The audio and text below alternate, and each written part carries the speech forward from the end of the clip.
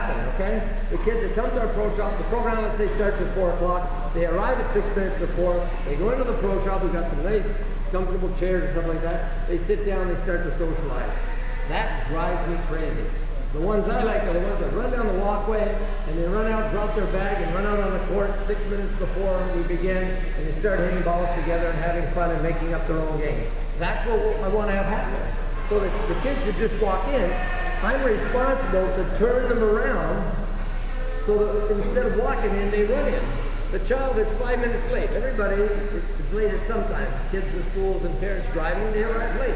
It drives me crazy when I see them coming out of the parking lot and walking down the pathway. I much prefer that they jump out of the car and they run with their bag to get to the tennis courts.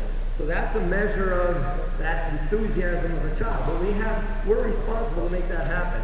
Yeah, some kids, it's a little bit more natural, but we have to do that across the board with the children. Okay? Let's leave that. Byron's board, okay? So how do we go about maximizing player engagement, okay? We want them to touch the ball and to touch the activity as many times as possible in the allotted time. How do we do that?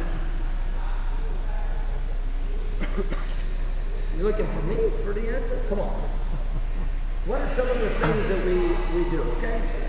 Mike Barrell helped with our program with all the Midtown clubs. We have 10 core principles in our teaching. Right? They're not just, we started them out as a junior, but they now transcend all of our teaching and all of our adult programs. Those are our core principles, okay? And one of the principles is partner-based. So there's going to be a lot more touches if it's partner-based than if it's line. You all know that. But I can touch it even more if it's individual-based. So a lot of the skill development stuff that I do is player with a racket and ball themselves, not even with a partner, because they get even more touches with that. So that's extremely important if we're going to create that environment. There's got to be a lot of touches, okay? That also means that there's going to be a lot of touches. The coach can't be pontificating very long. I can't be up there giving long explanations. I just set them up and get them to understand a little bit. It's better that they start the activity and they're imperfect in the activity, and then you improve the activity. The same concept of the toddler learning to walk. If you try to explain and demonstrate the activity so it's perfect, it isn't going to work. You're going to lose the kids who are not going to listen anyway. So you better. It happened to me yesterday. I was doing a serve and return exercise. It was really kind of crazy. On one court, I had one kid playing a green ball tournament in Atlanta, and the other kids were orange ballers. So in respect to this tournament this weekend, what I said is everybody, when you're playing with GT, you're playing 7-8 feet with a green ball. All the rest of the time, the other 6 kids, I had 7 kids on the court, the other 6 kids, you're all doing orange ball. Talk about confusing, okay? So they got to figure out, they step over the orange ball, they see GT, returning serve. Whoops, they got to go back, get a green ball and serve from 7-8 feet instead of serving from 60 feet.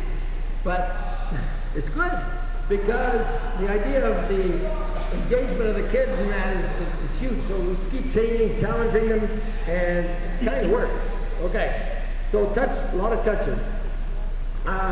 What is success and challenge? Talk about this a lot, okay? It's the foundation of motivation. Everything is about being motivated in our lives, and it's all based on those two things. The underachiever is the one that falls down and then they don't want to do it again because they fell down. The overachiever is the one that falls down 20 times and they want to keep going at it. Now we have a range, our kids are somewhere in between those extremes. Everybody's like that. And they may be in one side an overachiever and another side an underachiever. So it changes. It doesn't mean they're like that in everything. So we have to take that into account. But our program, our teaching, I like to say it's around 2 things. One is the process side of it.